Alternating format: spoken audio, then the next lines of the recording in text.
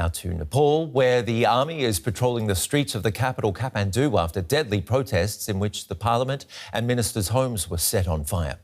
The Prime Minister resigned on Tuesday, a day after police killed 19 people during anti-government demonstrations.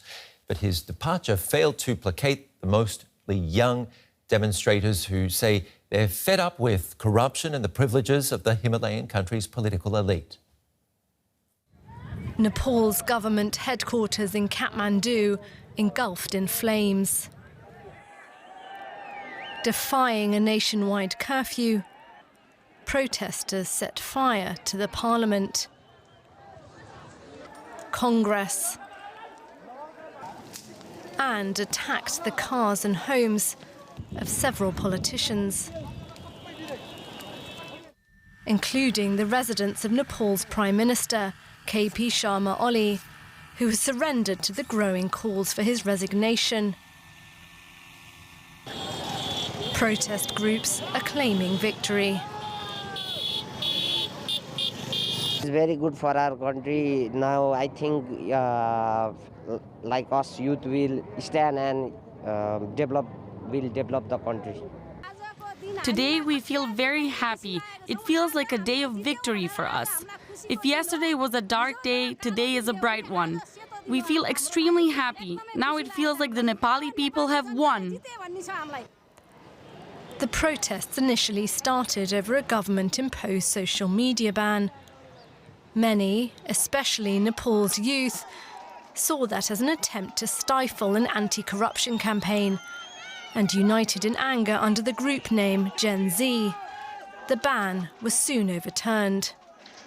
But the public outrage took on a new dimension following the deadly police crackdown on protesters. Nepal's army chief is calling for calm.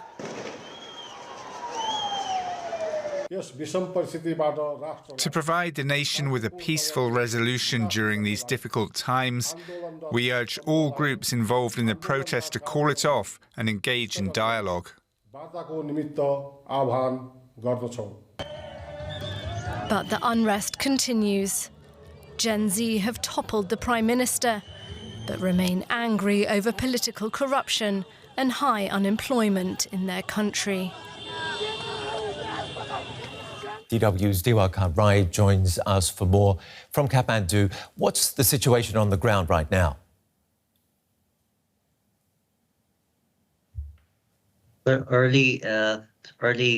Since early morning today, Nepal Army has been continuously patrolling the streets of Kathmandu and urging the citizens not to leave their homes unless absolutely urgent.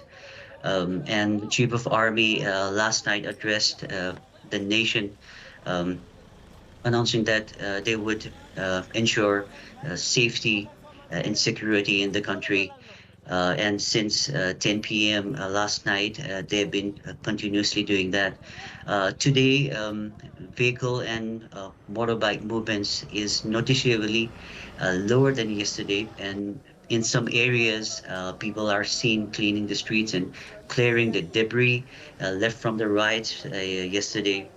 Hospitals remain operational with young volunteers and health workers working around the clock to care for the injured and provide all possible support. Diwakar, one of the key figures of the protest movement, Sudan Gurung, has said that the youth has won. Remind us, who is actually protesting here and what have they actually achieved? Well, it's yesterday. It was not only the Gen Z groups. There were several other groups involved in it, and the protest today has calmed down due to the Nepal Army, and as the unrest escalated yesterday, the same group, Hami Nepali, led by Sudan Gurung, made a public statement that all these illegal acts and lootings and vandalizing public and private buildings they did not have any involvement in this, and they urge everybody to stop spreading misinformation. They have been invited by the Nepal army to the table for negotiations now. The group has also announced on Instagram a set of non-negotiable demands, including immediate resignation of the central and all provincial governments. They've also called for the immediate arrest and prosecution of all those responsible for the killings during the protest, and urged the formation of a youth-led interim government to choose the next leader and establish the government later. However, no official representative has yet been appointed to sit at the negotiating table with the Nepal army. Okay, Niwaka, thank you very much for keeping us up to date. We'll be talking to you later in the day.